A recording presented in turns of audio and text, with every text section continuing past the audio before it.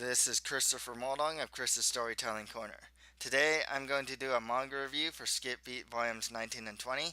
Next time I'll have a manga review for Skip Beat Volumes 21 and 22, a reading on my fantasy short story, The Witch's Origin, and in a few weeks, a journal of my time at the San Diego Comic Fest.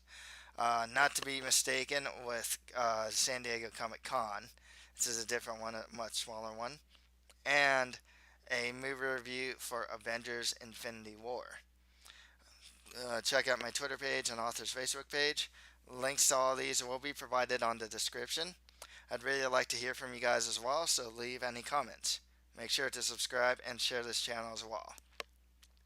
So the way that this is going to work is that I'm going to give a detailed recap of volume 19 and of Skip Beat, and then give my thoughts on the volume, and then I'll do the same for volume 20 as well. So let's get right to it with the recap of volume 19. So the volume begins with Kyoko asking if she acted the part of his son right, of Ko'o's son right. Ko'o tells Kyoko that he never told her to recreate his son, but to create her own version.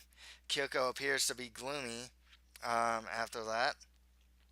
Ko'o then gets a call from President Lori, and Lori tells Ko'o that he must be far angrier, or that he must be far angrier than Ko'o expected him to be. President Lori asks Ko'o if he felt something from Kyoko. Ko'o says that she can be a handful of truly great actors if she can only overcome one weakness. Kyoko gets depressed, and Ko'o tells her to just keep acting so she can overcome her weakness. It's revealed that Ko'o told Kyoko that what she needs most is to know the joy of living and acting. Once she experiences it, she'll get hooked. She'll get lonely and a little sad when her role is over.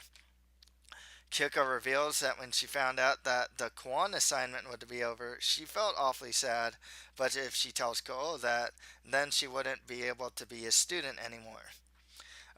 Ko'o then is with President Lori, but Ko'o paces around. So they're just in a room together, and with Ko'o just totally pacing around the room. Ren comes in to talk about what happened today. Ko'o asks if he's asking about making that girl act out Kwan. Ren asks Ko'o how much Ko'o told her. She was acting out his son when he was still innocent and pure. Ren tells Ko'o that he loved Kwan from the bottom of his heart. He can understand wanting his son when he was still lovely rather than the son who has a twisted view of the world and has become tough and harsh. Ko'o tries to flick Ren in the forehead, but Ren blocks it. Ko'o tells him to stop talking in the past tense and tells him that he still loves his son. It's revealed that President Lori made a rule saying that when he's Ren Suruga, then Ko'o should always act as if he's a stranger. President Lori says that's when they're outside. In here, in the room, they can talk like father and son. Ko'o tells Ren that he didn't ask her to act out Kwan for him. It was just for training because she didn't know what to do with her new drama role. Ko'o reveals that Kyoko isn't interested or can't get into a character unless she likes the role. Ren tells Ko'o that he thought that he gave her details about Kwan beforehand. Ko'o tells Ren that to have people consider him a successful actor, Ren must first become a great actor like he is, under conditions where the fact that Ren is his son isn't what's fueling his career. Ko'o tells Ren what happened at the TV station was all improvised. Ren asks about his mother, who's also Ko'o's wife, Julie. Ko'o reveals that he came back not only to promote his movie, but because he has a favor to ask Ren regarding Juliana, his wife. Um, Ko'o asks Ren to be Kwan for 5 minutes, and just once is enough. Julie told Ko'o that she only has 3 months to live. Ren reveals that Julie always says she's got only XX amount of time to live. It's revealed that her son, Ren or Kwan, disappeared when she was away at work. President Lori was the one that took him away. It turns out that Julie's last memory of Ren is as someone about to die and disappear. She wants to confirm that Kuon is alive and well. It's revealed that Ren told President Lori that he decided to stay with the style and look as the Japanese actor Ren Suruga until he returns to the US on his own efforts and becomes a successful actor. Until then, he will not become Kuon even in front of his parents.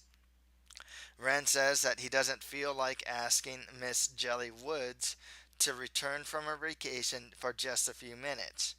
Ren then gives a smile. President Lori says not to worry. President Lori reveals to Koho that Ren has agreed, and that smile was pretty much the confirmation. Jelly is revealed to be Ren's exclusive hair and makeup artist. President Lori says that they'll do the thing tomorrow, and that Koho cannot come. Jelly doesn't know that Koho is related to Ren, but she does know that Ren isn't Japanese. Koho tells Ren that he'd be happy if Ren records a word for him in the message. Ren says that he will. Backstage on the Dark Moon set, Kyoko looks like there's something wrong. Miss Momose asks if something's wrong, and Kyoko tells her that she may die today. Oh, Kyoko. She's so crazy. Ren appears with Yashiro, and Kyoko tells him that he must be raging about her rude behavior the other day. Ren asks what does she mean by rude behavior. Kyoko kind of escapes into what looks like harakiri, pretty much. Kyoko, Ren, and Yashiro then sit together, and she explains the situation. Ren reveals that his father was his hero. He's saying that like in an internal monologue. The next day, Ko tells Kyoko that he's leaving tomorrow, even though she still wants to be a student. Kyoko gives Ko cake, and Ko tells her that she'll be a good mother. She gets angry and asks what he means by a good mother. Kyoko admits that she doesn't have the confidence to love her child and doesn't even know how to express love.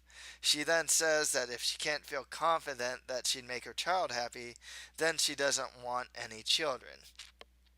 Kyoko asks about Ko'o's wife. It's strongly implied that she wasn't a good cook.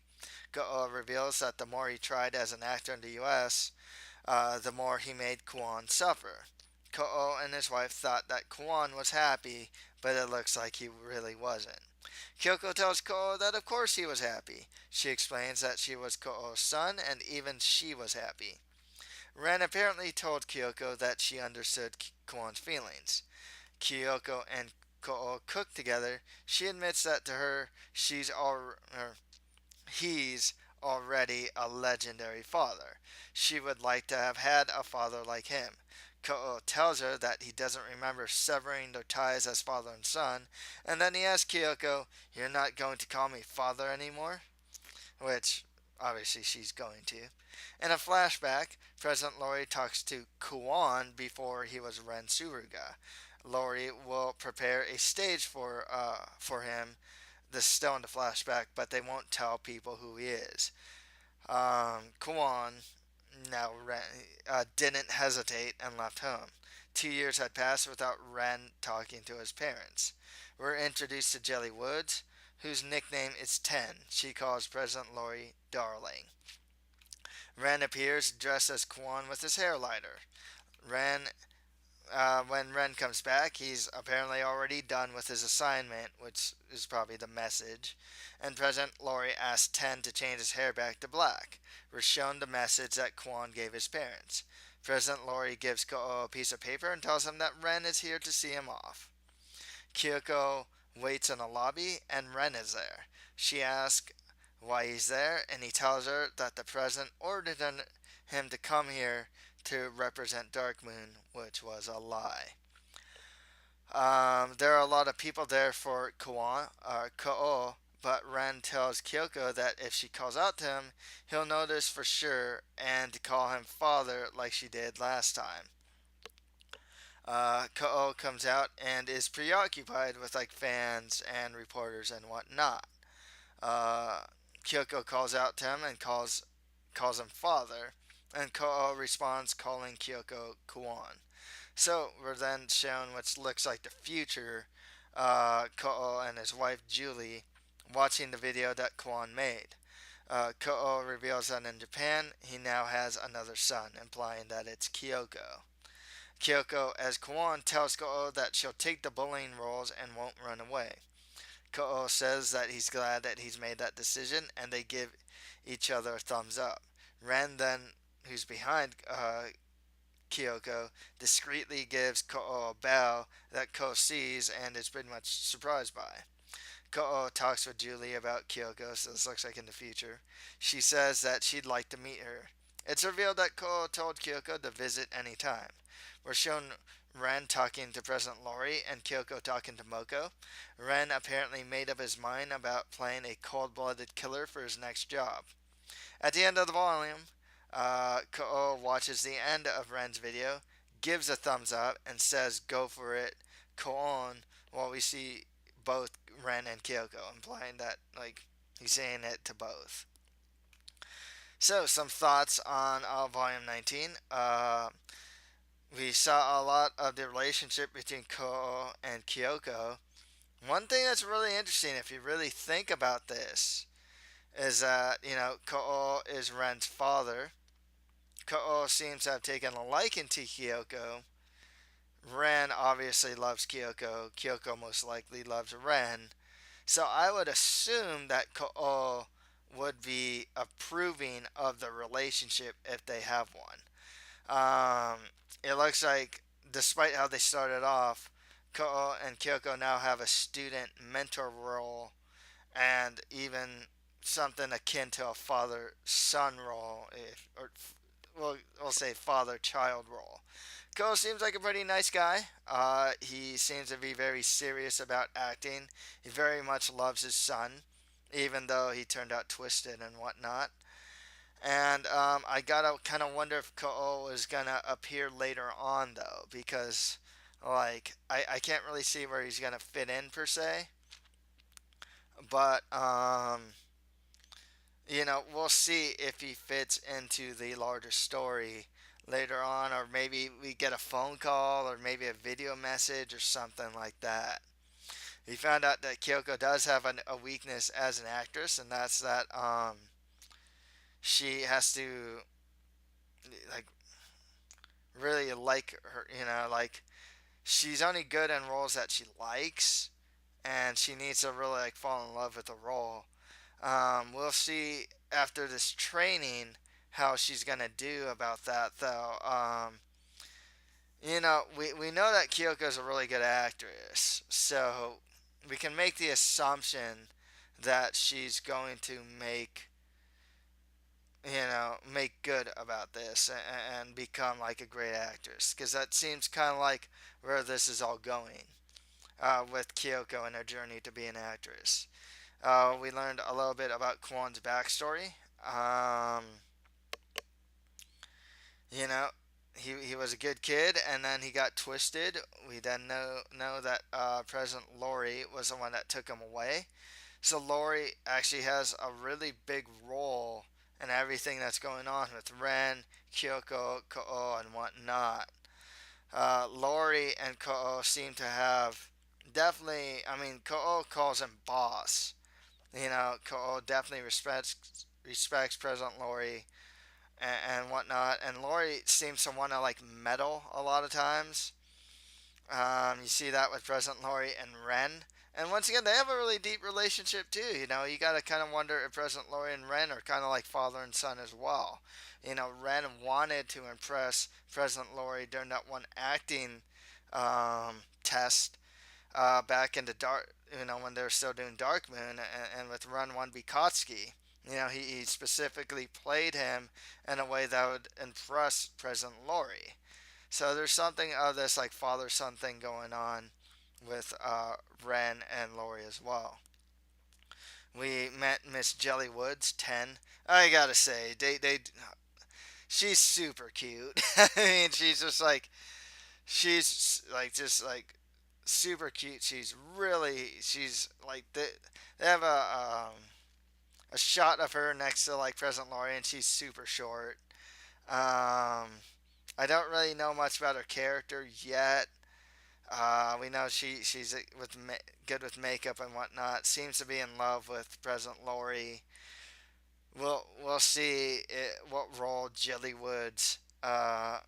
Even her name's kind of cute too. Jelly Woods. 10.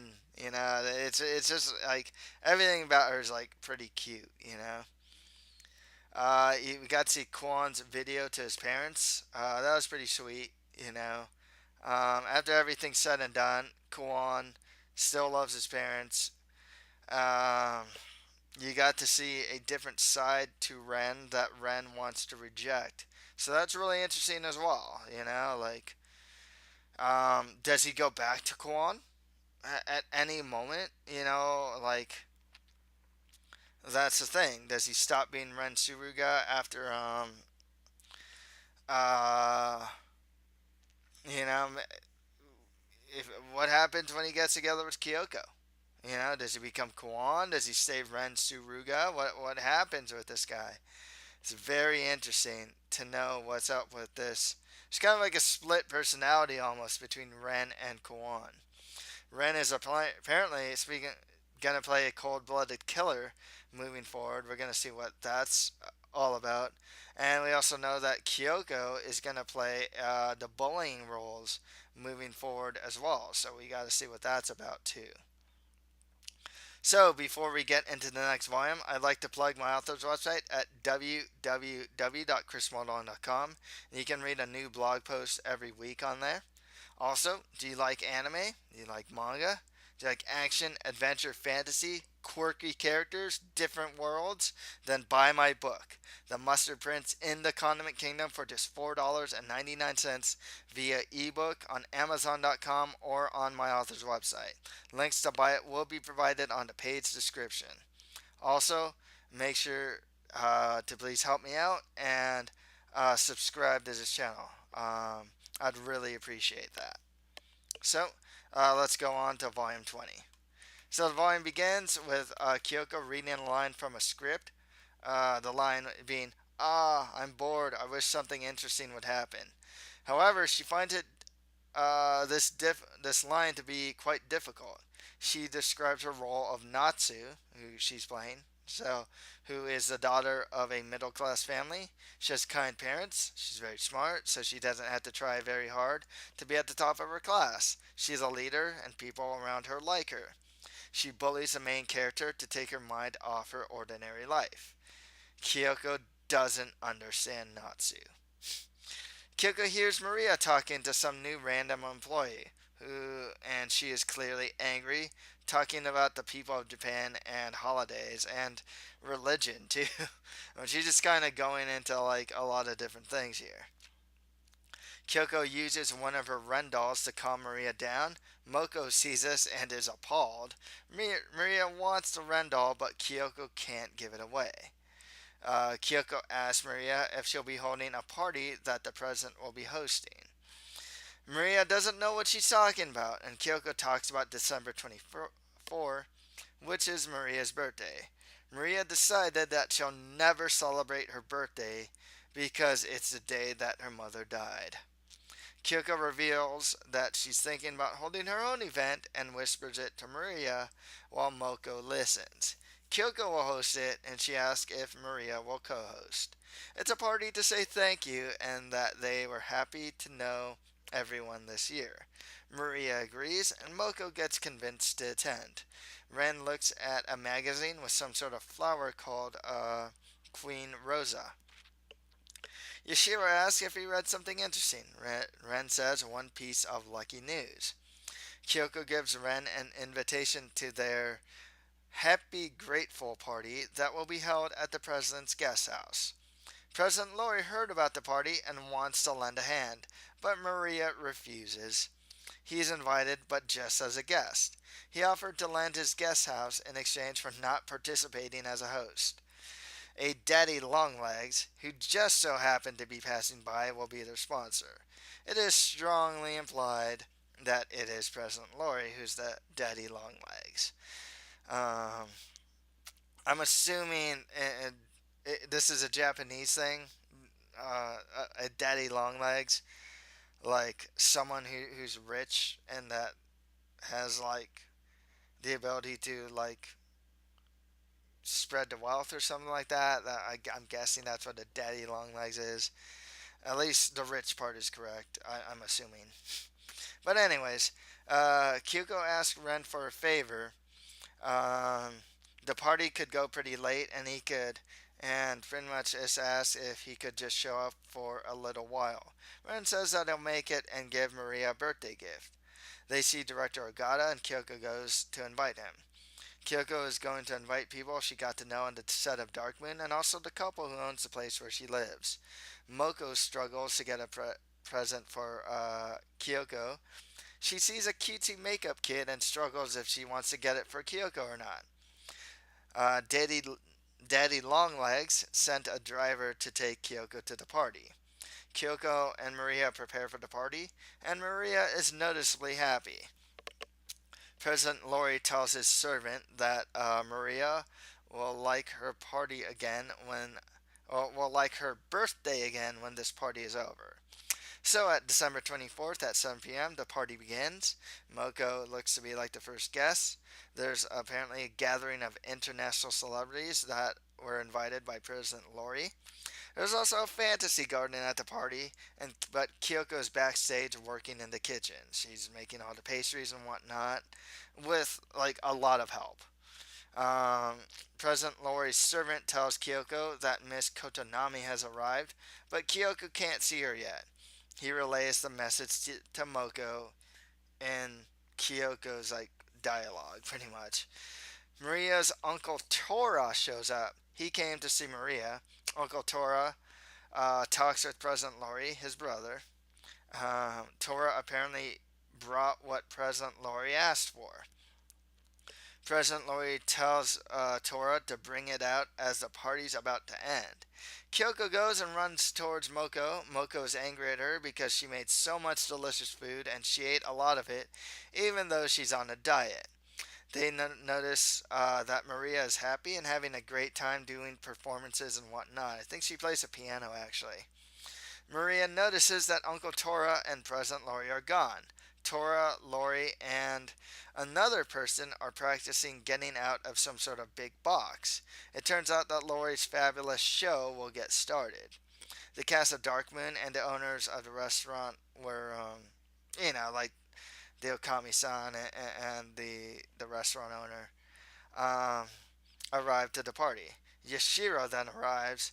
President Lori then makes a grand like entrance. It's not really an entrance, but like yeah, entrance as a host, pretty much is what I'm saying. Uncle Tora and this person named Koki sees the this grand entrance and talk to each other. Koki is apparently a workaholic, so back with they're kind of backstage. So back in like the main room, butterflies of light appear, and Kyoko admits that President Lori stole the show. Tora tells Koki that he has to get ready. Koki tells him that he really appreciates this. President Lori puts some seeds on the ground and his cloak over it. When he removes the cloak, Uncle Tora appears. He then unveils a large box that he shows as empty. It's like one of those magician boxes, with the door and whatnot. He closes the door and opens it to reveal Uncle Tora inside the box. President Lori then closes the box again, and when he opens it, flowers come out along with Maria's father. He's a birthday present to Maria from President Lori and Uncle Tora. I guess Tora's real name is Ultra. Maria is told by Ultra that Koki, her father, was hurt that Maria didn't invite him. It's revealed that Maria didn't want to interfere with her father's work with an invitation. Koki apologizes to Maria for never letting her say what she wanted. She responds by saying that God is mean to her and he'll take away something precious from her. Maria was scared of her father riding on an airplane. If you go back to the story, her mother died on an airplane when Maria asked to for her to like attend her birthday, actually, if I'm not mistaken. Koki tells her that he took a plane to come see her. They hug, and Koki thanks Maria for loving him all this time and for being his daughter. Then he tells her that he loves her. Kyoko cries, and Ren gives her a handkerchief. Ren then gives Kyoko a rose and tells her happy 17th birthday. It turns out that December 25, Christmas Day, is Kyoko's birthday, and the clock struck midnight, so it's officially the 25th. Ren is about to tell Kyoko the name of the rose, but Moko gets between them and asks if it's her birthday. Moko then gives her a gift bag that has the makeup kit inside. In a flashback, it's shown that Kyoko told Korn that her birthday is on the 25th. The restaurant owners then give Kyoko a gift. Daddy Longlegs appears and presents Kyoko pretty much this castle cake on wheels, and she is just extremely happy and excited when she sees it. The birthday song is sung to her by a group of singers, and at the end of the volume, Kyoko reveals that the small hole in her heart that she pretended not to notice was all filled up with something warm. So, some thoughts. Kyoko's gonna have a new role as Natsu. It looks like Natsu's gonna be a bully. This was referenced before, so I'm going to assume that this is actually going to be a big part of the story. Similar to how Mia was something of a big part of the story. We'll see how she plays a role. There's usually gonna have some sort of conflict. We'll see what it is. You know, it's a new drama, new characters in the drama as well, presumably. So we'll see how that goes. Maria has this anti-Christmas and anti-birthday stance, which was understandable in a sense, but that quickly gets squashed. The party was a big hit. Um, it's really it's really interesting because I gotta say that this party kind of diverts from the main storyline. You know, there's no Shofua. There's no there's nothing. There's some progress on the Ren Kyoko front, and then you don't see as Kyoko as an actress. So this episode was about the party was more about Maria than anything else, and maybe finding some closure with Maria. I guess they kind of like shoehorned in, Kyoko's birthday as well, though, which is fine. We now know it's her birthday. We now know she's 17. Moko was struggling. Once again, Moko definitely is playing something of a side role here at this point as just kind of the friend, the sidekick, and whatnot. She struggled to find a present for Kyoko. She eventually got her one, but it's definitely like this straight man, goofy character thing going on with Moko and Kyoko. President Lori, I mean, we kind of knew that this guy is like totally extravagant and whatnot. This episode just kind of exuded that. He has to steal the show. He wants to be a part of like big grand things. He had to be a part of something big and grand. Well, we're also introduced to like Uncle Tora. I don't know if he's gonna play a big role in the story or anything like that, but he's there. He obviously loves Maria. He does want to meet Kyoko, so we'll see if that leads to anything. But otherwise, we met like Uncle Tora. It was really sweet seeing Maria being reunited with her father Koki. We don't know too much about Koki. He seems like a nice guy, workaholic. That was a really sweet scene, by the way. The whole stuff with Maria and her father, real sweet stuff. We saw Ren giving Kyoko a gift, which is like this rose that is totally within the type of stuff that Kyoko likes. Very interesting to see if that's going to lead to anything. And then we also got to see Kyoko's surprise birthday party, which seemed like a happy moment, but like once again, it's kind of shoehorned in there. Like I said, it doesn't really go with the main. They didn't. They just kind of incorporated it, but not put it as a huge part of the main story outside of Ren giving Kyoko the gift. There's no show Fuwa or anything like that, for example. But that's fine. Like I said, it was cute. It's nice to see Kyoko, something like good happening to Kyoko. So that's all for today. If you like this, don't forget to subscribe, share, and comment to this channel. Thank you for listening to this manga review. Next time, I will have a manga review for Skip Beat Volumes 21 and 22, a reading of my short story, The Witch's Origin, and in a few weeks, a journal for my time at the San Diego Comic Fest, and a movie review for Avengers Infinity War. Thank you, and until next time.